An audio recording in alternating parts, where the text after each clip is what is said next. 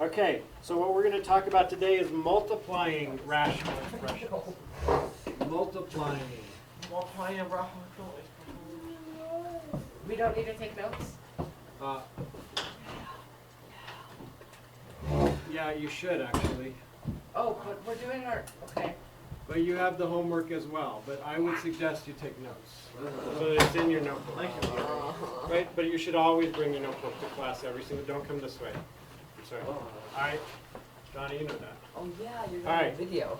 So I'm going to, instead of starting with some of these, I'm going to just create some, all right? If I gave you, Wait, Gary, wait. this is actually part one. Just so you know, this is part one. I'm going to do another one someday. Maybe, well, I don't know when. Yeah, you're right. In here. But if I gave you something like, I've got 2x over 5 times 5 over 2x. When you multiply fractions and they end up being, one of them is the reciprocal of the other, what do you always get? 1. When you multiply a fraction times its reciprocal, you always get a 1. The 2x's cross out. Upstairs, downstairs, they become a 1 and a 1. 2x goes into 1, 2x goes into 2x ones, 2x goes into 2x ones. 5s and 5s cross out as a 1 and a 1, so you just get a 1, right? So those are pretty easy. Does that make sense? Oh, I love these. But another way to think of this one, I'm going to do the same one again just for a second. Another way to think of this is when you're multiplying fractions, just remember, technically, this is what you have. You multiply, when you multiply fractions, the numerator gets multiplied times the numerator, right? And then the denominator gets multiplied times the denominator. So I technically have this, 2x times 5 over 5 times 2x.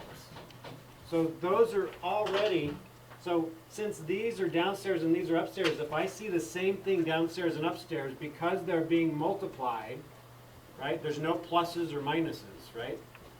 I can just cross them out. That's what I did here. I don't have to write it into one fraction. Do you see what I mean? But that also equals 1. This is, right, it's the same problem. I'm just showing you No, I know, I'm like, different but that ways. way. Or a third way you could have done it, is you could have said, oh, I'm going to just multiply them. 2 times 5 is 10, so that would be 10x over 5 times 2 is 10x, right? And that equals 1. You follow me? In this way, I multiplied them out and I got final answers, and then I simplified to 1. Here, I just crossed out my like terms that were upstairs and downstairs, right? It's called upstairs, well, some people call it cross-reducing. I don't like that term because they're not always cross. So I call it upstairs, downstairs reducing, but nobody else does. Don't expect anybody else to say that. Forever alone. All right, so that was number 1. No. Well, that wasn't number 1 on the homework, but I'm just giving you some things. And what if I gave you something like this, though? So this is not on the homework yet, but let's say we had 2x to the 4th over 3 x times 4x squared over 5x. All right? So you have something like that. I think for this kind of a problem, I think it's easier to just put it all into one equation, one fraction. You know what I mean?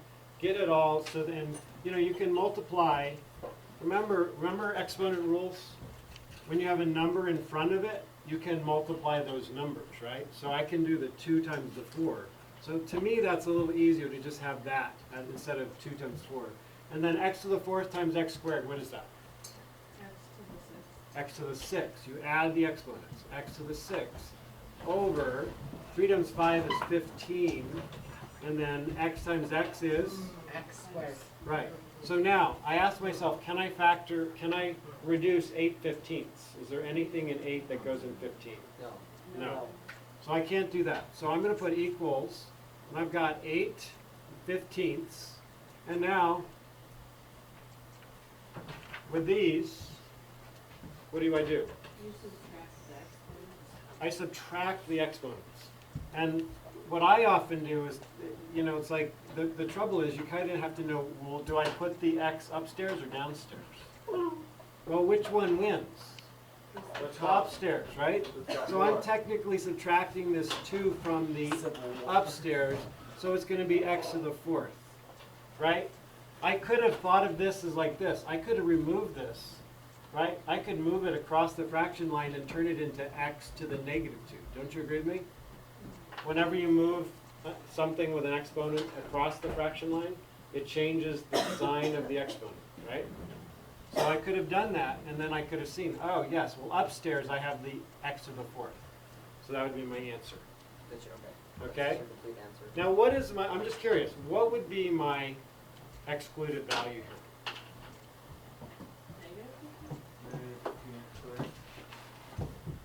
Excluded value, what would make the denominator equal to 0?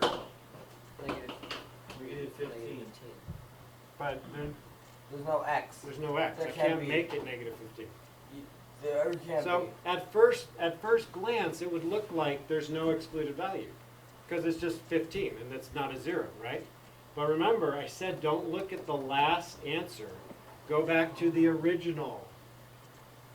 If x had been 0, what would have happened? Negative 3 or negative 5x. No, this isn't x plus 3. It's just 3 times x. If 3x were 0, what would x be? You'd have to divide by 3, x would equal 0. So I can't let x be 0. I can't let x be 0. So I'd have to say x cannot equal 0. Even though here, if you just looked at that, that wouldn't make any sense. You see what I mean?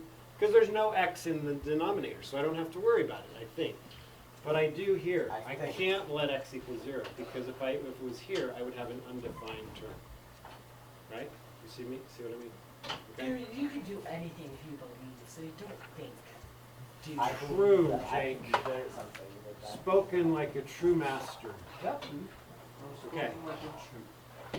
All right, let's do some on the homework. Ooh, okay. Do we have to take notes on the thing that's on the homework? Just do it now. Do it. I don't care. You decide. 1. All right. Let's do 1. I'm gonna do numbers.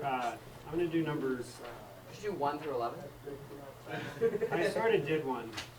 Not really. Why don't we do, I'll do number 4. let's do 6 through 11. I think that's good. I'm gonna just use the numbers that are on the homework. Okay. So I'm gonna do 4. So it says 4x squared over 16x times 3x over 9x squared. All right. To me, it's easier, and I could cross reduce, right? I mean, I could cross out the x in here and x here, here, if I want. And the x squared. In fact, I'm going to do it. What the heck? I'm going to just use a different What the color. heck? What the heck? You're This a one rebel. looks easy. You're So a I'm going to thug. cross that out, cross that out. I'm going to cross that out and cross that out. Right? The x squared downstairs and x squared upstairs, I don't need them. The x and the x, I don't need them. So my wait a minute. final, Would it be 12? It's 9 times 16. so yeah, so now I might do one other thing. Before I go, I noticed 4 and 16 could be factored. What? 4 goes in 4 once, 4 goes in 16 4 times. 3 and 9 can be factored, 3 goes in 3 once, 3 goes into 9 3 times. So my final answer is 1 times 1, which is 1, 4 times 3, 12. Make Dude. sense? Whoa. Oh my God. Gary. Brain blast. Wow, Gary. Brain. Wait, hold on. Question. How Yeah. did you like cross out the x? There's an x squared, not just an x. So how did you? This is an x and this is an x. Right? And then as long as there's an x upstairs and an x downstairs, Okay, I and can then cross there's them x out. squared upstairs. X squared and x squared. Okay, I see. So I cross them out. Dude. Alright. Dude, wow, that was easy. Let's Oh. say, oh, these are easy. Gary. Gary. Yeah, sorry. I don't mean to jinx you guys. Why don't you just do them all? These are really easy. Yeah. Yeah, Alright, I'm gonna do these are 10. really easy. I'm gonna do 10. Hey, Gary, wait, what'd you just say? Nothing. So these X really plus easy. 4 over 2 Are you telling times 6 over x plus 4. All right, let's look at that. Guys, Jake. Sam. So a question on this one, you just immediately cross the x plus 4 out. Yeah, because since I notice that they're being multiplied, I can think of this as both of these are factors upstairs and both of these are factors downstairs. Immediately I could say that's a blob of x plus 4 and that's a blob of x plus 4. I could cross it out, right? And what about the 2 and the 6? 2 goes into 2 once, 2 goes into 6 3 times, so my answer is 3. So next time you want a triple scoop, when you go to the, Haagen-Dazs, right? And you ask, you want a 3-decker, right? You want 3 scoops of ice cream. Can I get x plus 4 over 2 times 6 over x plus 4? Yeah. Thank exactly. you. And they'll know exactly what you mean. Definitely. Right? It's like saying I would like a 3.1415. So I think these are pretty easy to do, so I'm going to just stop the video and let you guys work on them right now. Okay? No, Gary, don't stop it yet. Don't stop. See you later. Quick, get the bubbles. Okay. Gary, it's like going to a bakery and saying I would like. Oh, it worked! It worked! We got the bubbles!